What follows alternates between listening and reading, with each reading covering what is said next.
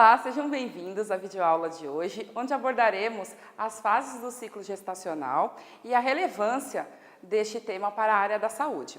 Meu nome é Beatriz Dorcaneceiro, eu sou biomédica e mestre em ciências pela Universidade de São Paulo e atualmente sou professora desta instituição, onde ministro as aulas de histologia, citologia e embriologia no curso de graduação em enfermagem e as disciplinas de parasitologia, microbiologia e farmacologia no curso técnico de enfermagem. Vamos iniciar então a nossa videoaula comentando um pouco da relação da embriologia com a enfermagem. A embriologia é a ciência da saúde que está relacionada com o estudo do desenvolvimento embrionário fetal do ser humano. Portanto, ela tem como objetivo explicar quais vão ser todas as formações que vão acontecer com o embrião até o momento do nascimento.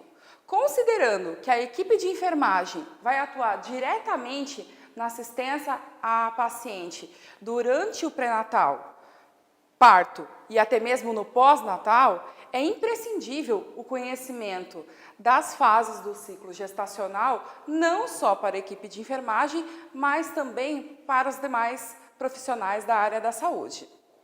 Deste modo, para que seja possível o estudo do desenvolvimento embrionário, é necessário, primeiramente, avaliar a etapa de fecundação.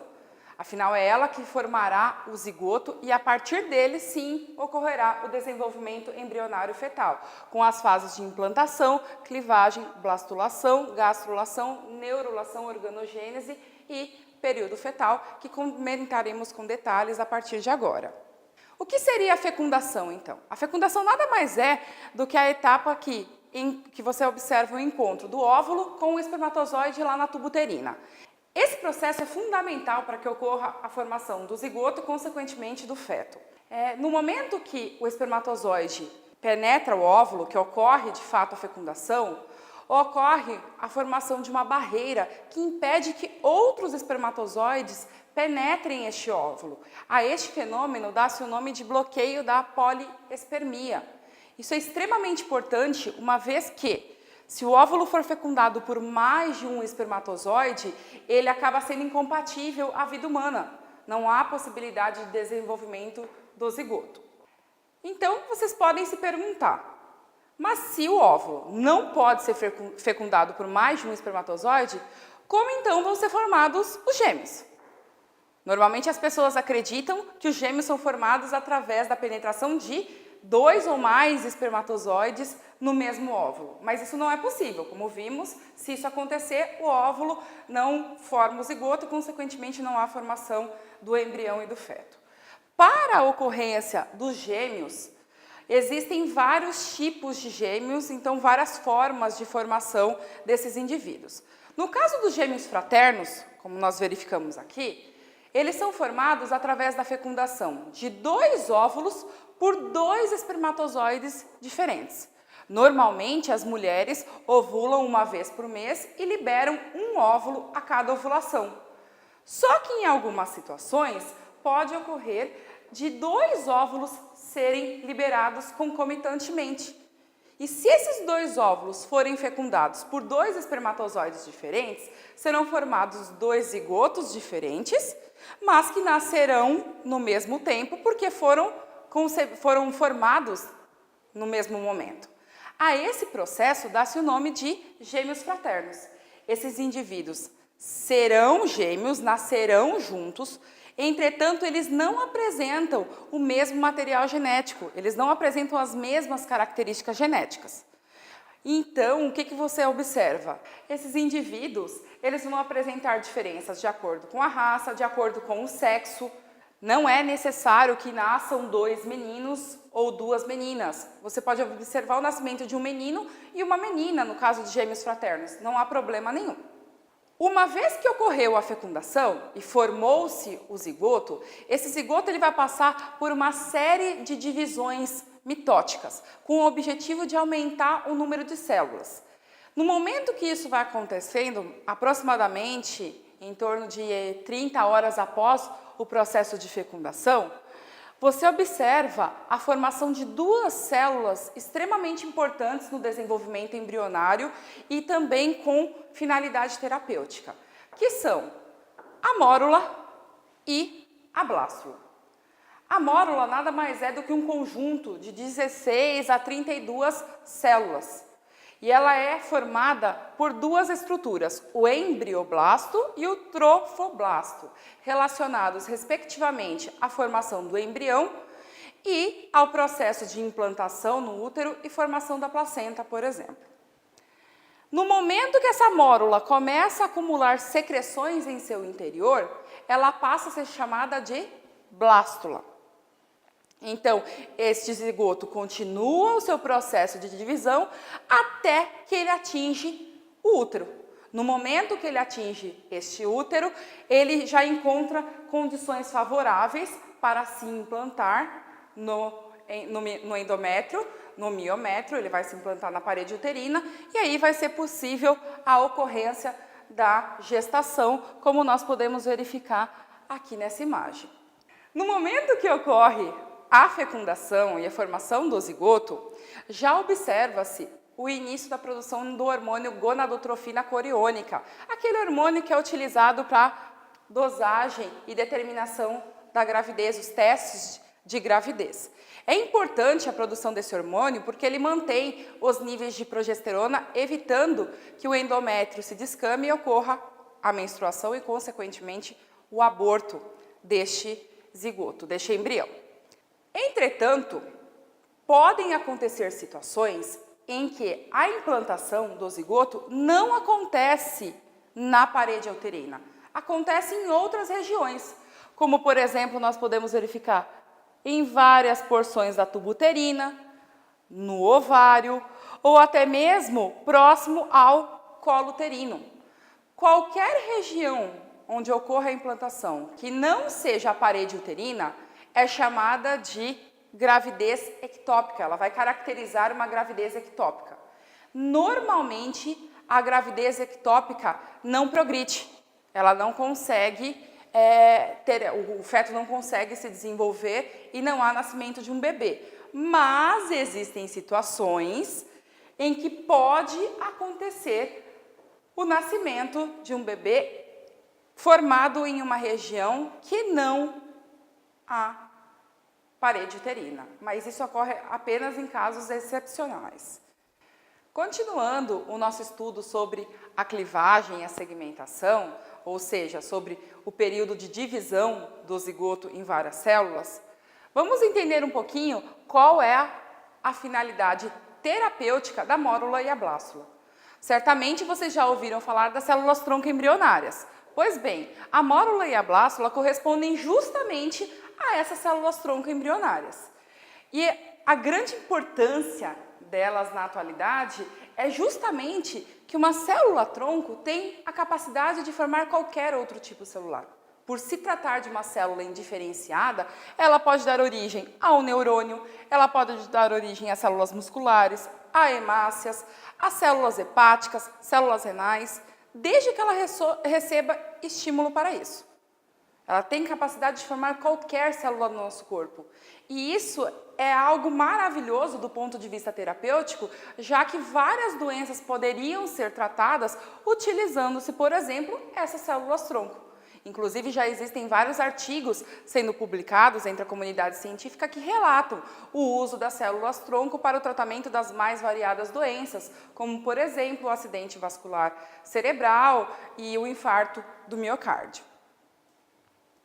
Agora pergunto a vocês, já vimos que os gêmeos podem ser formados através do encontro do óvulo com o espermatozoide. E aí, se dois óvulos são fecundados por dois espermatozoides, a gente observa a formação dos gêmeos fraternos.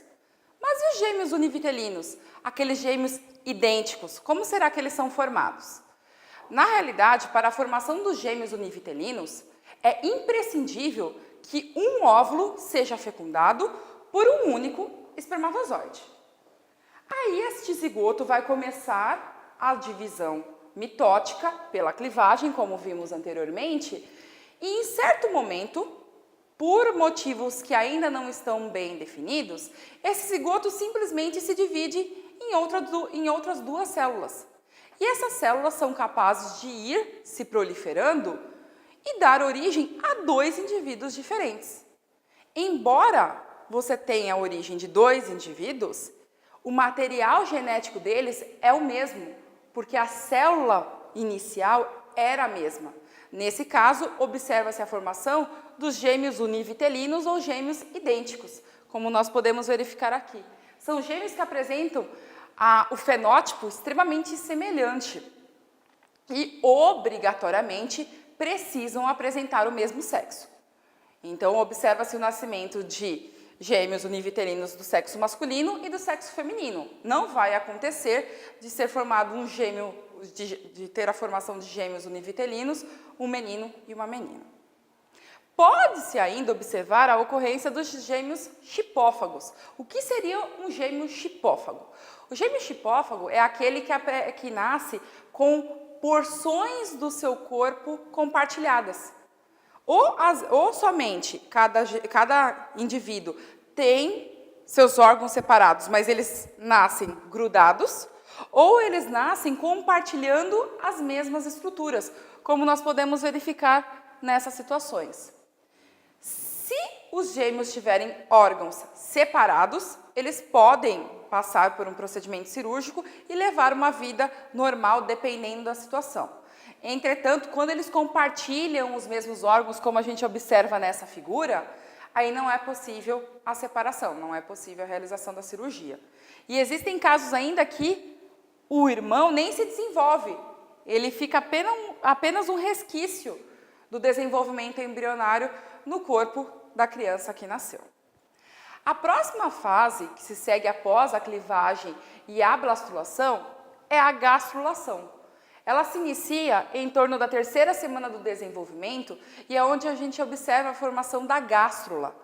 A gástrula nada mais é do que uma invaginação da blástula, formando uma célula semelhante a esta daqui.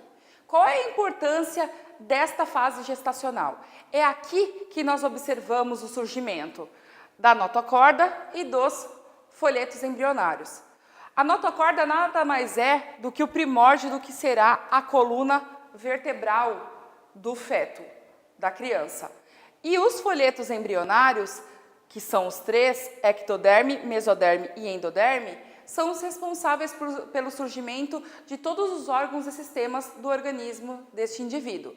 Por exemplo, a ectoderme é responsável pelo surgimento do sistema nervoso, órgãos do sentido e epiderme.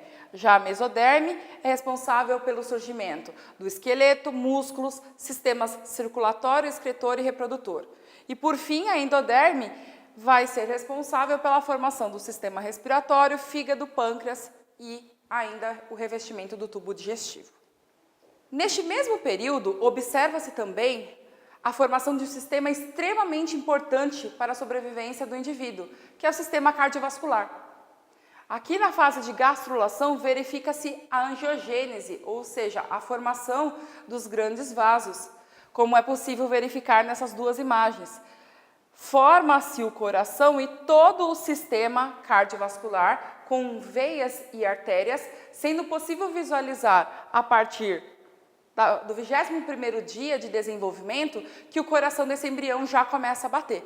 Então é o primeiro sistema que é formado no organismo embrionário, no embrião. Após a gastrulação, verifica-se a formação da neurula, como nós verificamos aqui nessa imagem. O que seria a neurula? A neurula é a fase do embrião responsável pela formação do tubo neural. E é justamente essa estrutura que vai dar origem ao sistema nervoso central no embrião, como nós podemos verificar nessas fotomicrografias. Nesse sentido, é importante levarmos em consideração alguns aspectos. Por exemplo, para a formação do tubo neural e, consequentemente, do sistema nervoso central, é imprescindível que a mãe tenha uma boa reserva, um bom estoque de ácido fólico. Contudo, algumas mulheres não se preparam para a gestação ou até mesmo descobrem que estão grávidas após 3 meses de gestação. E então, a formação do tubo neural já aconteceu. À medida que há carência de ácido fólico no organismo materno, consequentemente, há prejuízo, há dano no tubo neural. E aí podem acontecer malformações, sendo as principais a mielomeningocele, como nós verificamos aqui nessa figura, que nada mais é do que a exposição da medula espinhal do bebê, e a anencefalia, sendo que a criança com esse tipo de patologia apresenta o tronco cerebral, mas não apresenta o cérebro. A mielomeningocele pode ser corrigida através de um procedimento cirúrgico. Entretanto, a anencefalia não é possível, porque não tem como introduzir um cérebro no indivíduo.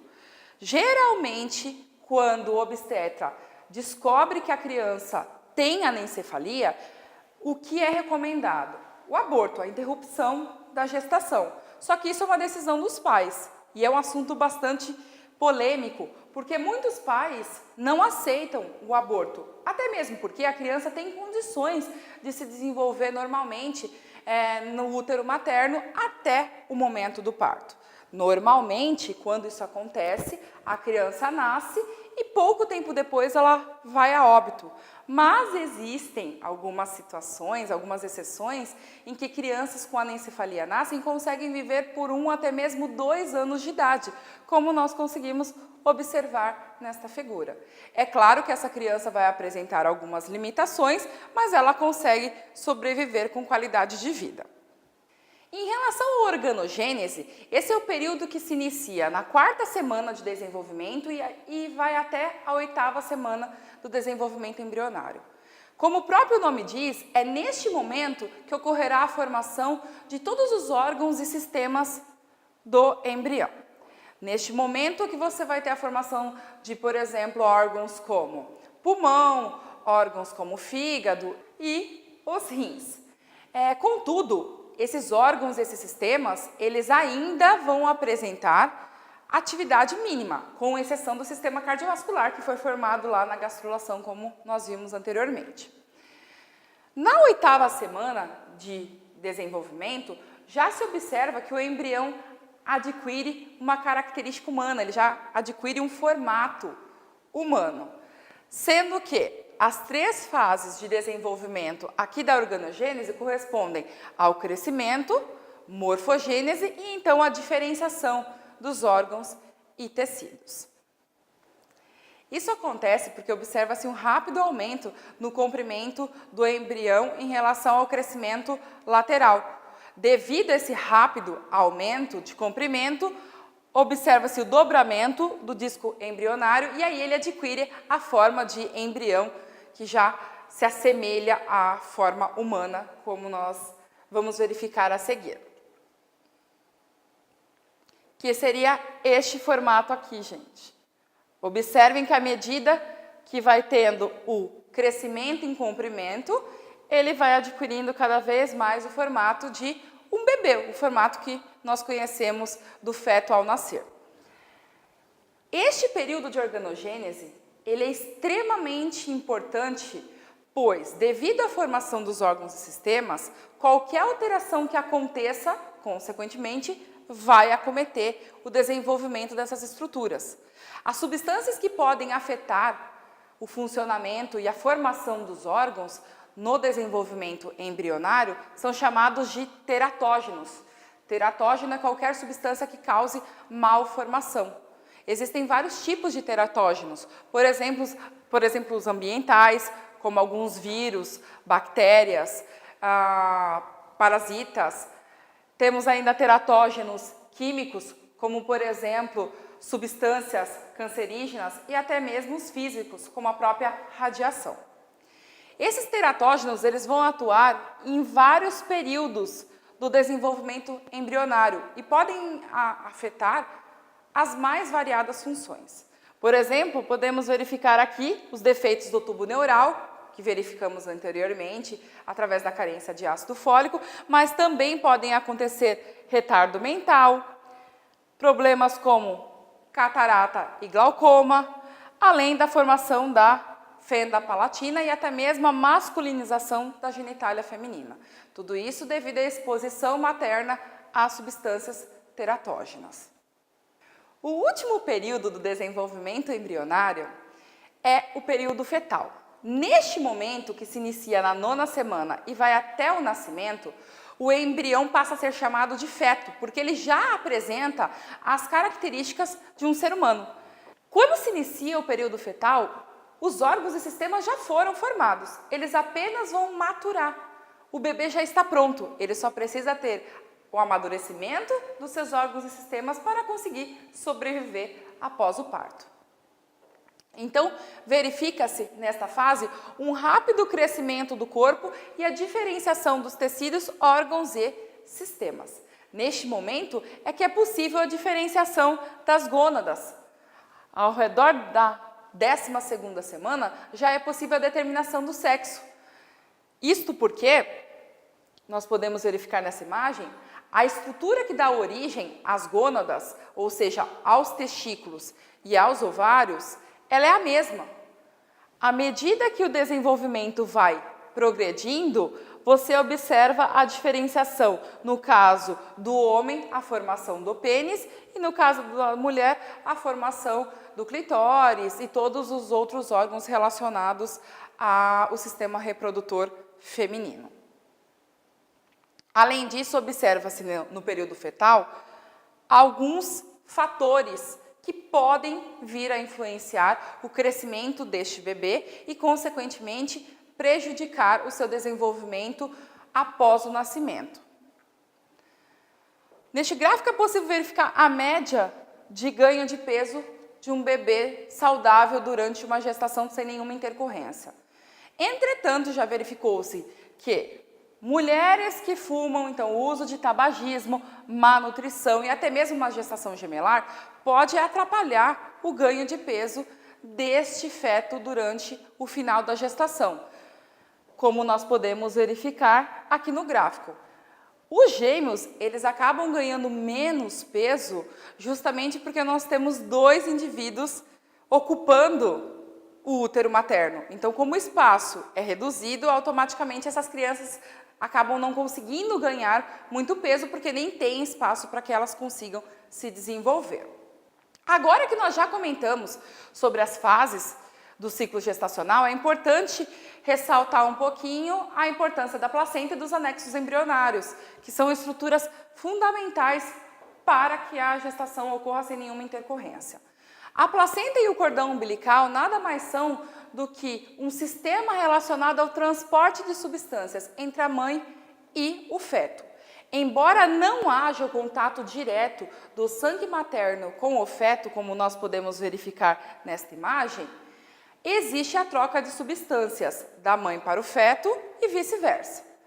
Qualquer substância que a mãe tenha contato vai acabar atingindo a corrente sanguínea do feto. Se for nutrientes, vai levar à alimentação. Se for, por exemplo, drogas ou bebida alcoólica, pode também atingir este feto e também causar intercorrências. Além da placenta, temos também os anexos embrionários, sendo os principais o âmnio e o líquido amniótico. O âmnio nada mais é do que a bolsa, é o saco que vai envolver o embrião e o feto durante todo o seu desenvolvimento. E no seu interior localiza-se o líquido amniótico, que é responsável, entre várias funções, pela proteção contra infecções e traumas, é responsável pelo desenvolvimento normal dos pulmões, ele auxilia na produção da substância surfactante, além de auxiliar no controle da temperatura corporal, participar da homeostasia, entre outras funções. O saco vitelino e o alantoide também são considerados anexos embrionários, mas apresentam menor relevância biológica. Para finalizarmos a nossa videoaula, então, vamos comentar já do período de nascimento.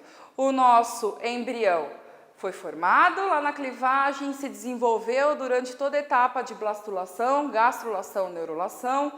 Observou-se a formação dos órgãos e sistemas na organogênese, o desenvolvimento e amadurecimento desses órgãos no período fetal. Então, agora o nosso bebê está pronto para vir ao mundo.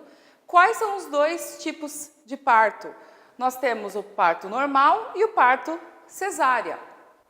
Normalmente se recomenda a realização do parto normal, pois ele apresenta uma série de características benéficas em relação à cesárea. Por exemplo, no parto normal a recuperação é mais rápida, existe menor dor no pós-parto, menor risco de complicações, a cicatriz é menor risco do bebê nascer prematuro. Contudo, o trabalho de parto é um pouco mais longo devido às contrações uterinas, coisa que não vai acontecer, não vai ser observado na cesárea. Ele pode ser realizado com ou sem anestesia. Já a cesárea, por ser um procedimento cirúrgico, é imprescindível a realização da anestesia. Ele permite uma amamentação mais fácil, maior contato entre o bebê e a mãe do que o parto cesárea, além da criança que nasce por parto normal apresentar menor risco de doenças respiratórias do que aquela que nasce por parto cesárea. Como nós podemos verificar aqui nesta imagem, após o início das contrações, verifica-se o rompimento da bolsa com a saída do líquido amniótico, então observa-se a dilatação do colo uterino, a expulsão do feto com consequente liberação da placenta.